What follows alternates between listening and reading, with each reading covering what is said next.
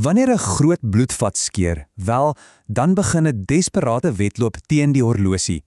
Dis die hoë risiko wêreld van vaskulêre trauma waar elke liewe sekonde tel in die stryd om 'n lewe en 'n ledemaat te red. En die stakes, dit kan letterlik nie hoër wees nie. Dink bietjie hieraan, trauma is die nommer 1 oorsaak van dood vir Amerikaners tussen die ouderdom van 1 en 46. Dis nie net 'n klein probleempie nie, dis 'n volskaalse krisis. Maar wat is dit wat mense dan eintlik doodmaak? Wat is die ware skuldige in hierdie traumagevalle? Die antwoord, in byna elke geval, is bloeding. Jy sien, massiewe bloedverlies of hemorragie as gevolg van 'n vaskulêre besering is die hoofrede en dikwels 'n voorkombare rede vir dood by traumapasiënte. En dit, mense, bring ons by die kern van die saak. Om daardie bloeding te beheer is die allerbelangrikste uitdaging om 'n lewe te red na 'n ernstige besiging. Dis die geveg wat in elke traumasaal gewen moet word. So, hoe het ons beter geword hierin? Hoe het ons geleer om hierdie geveg te veg? Wel, ironies genoeg kom baie van ons grootste mediese deurbrake van die mees vernietigende omgewing denkbaar, die slagveld. Groot oorloë was, op 'n vreemde manier, die smeltkroes vir mediese vooruitgang. En die resultate is net verstommend. Kyk bietjie hierna. In die Tweede Wêreldoorlog was die amputasiekoers vir ernstige slaghaarbeserings 'n skokkende 36%. Dis amper 4 uit elke 10 soldate. Maar spring net 'n dekade vorentoe na die Koreaanse oorlog en daai syfer tuimel tot net 13%. Dis 'n reuse sprong en 'n ongelooflike kort tydjie. So, wat het gebeur? Dit was 'n totale kopskuif in hoe chirurge gedink het. Sien, in die Tweede Wêreldoorlog was die plan bind net die slagaar af, stop die bloeding, maar verloor dikwels die ledemaat.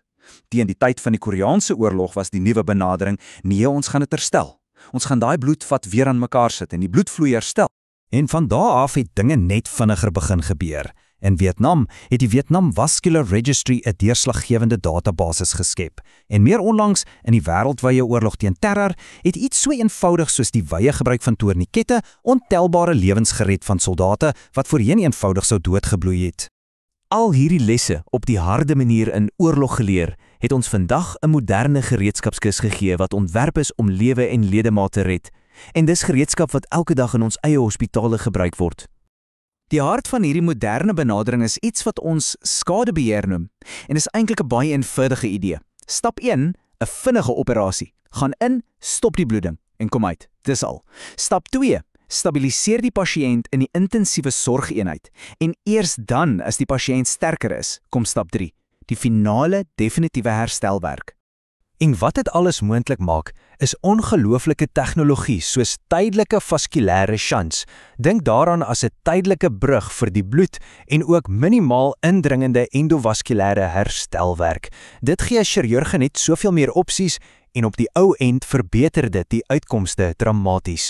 Goed, so ons het hierdie wonderlike gereedskap, gesmee op die slagveld.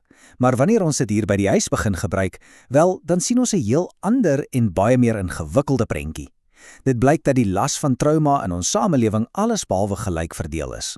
Die harde, ongemaklike waarheid is dat jou ras en jou sosio-ekonomiese status 'n reuse rol speel in wie hierdie beserings opdoen en hoe hulle uitkomste lyk. En die data van die Nasionale Trauma Databank lieg nie. Kyk mooi na hierdie syfers. Spesifiek vir pasiënte sonder mediese versekering. Die kans op 'n deurdringende besering, soos 'n skiet of steekwond, vir wit pasiënte is 7,4%, maar vir swart pasiënte, dit spring na 31%. 31%, dis meer as 4 keer hoër. Hierdie syfers is skokkend en diep ontstellend. Al is dit moeilik om presies te sê hoekom hierdie verskille so groot is die boodskap duidelik. Soos hierdie aanhaling het stel, het ons dringend meer navorsing en programme nodig, wat spesifiek daarop gemik is om die mense wat die kwesbaarste is te help. En dit bring ons by die laaste en miskien die allerbelangrikste punt. Die volgende groot deurbraak gaan nie oor beter behandeling nie, dit gaan oor voorkoming. Die sleutel hiervoor lê in 'n veld genaamd epidemiologie. Klink ingewikkeld, maar dis eintlik eenvoudig. Dit is die studie van hoe en hoekom besighede in sekere groepe mense gebeur, sodat ons daardie kennis kan gebruik om die probleem by sy wortel aan te pak. Hierdie tabel wys die verskil baie duidelik.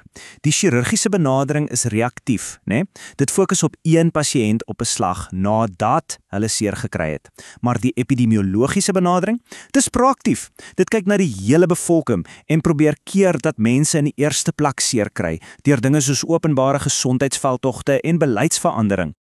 En dit is die bronse kragtige slotsom. Ons grootste kans om werklik 'n verskil te maak, lê nie in nog 'n deurbraak in die operasietafel nie, maar in pogings wat daarop gemik is om besighede heeltemal te voorkom. So, die vraag wat ons aan die einde van die dag moet antwoord, is dit: as ons die vaardigheid kon bemeester om lewens en ledemate op die slagveld te red, kan ons dan die vaardigheid bemeester om tragedie op ons eie strate te voorkom?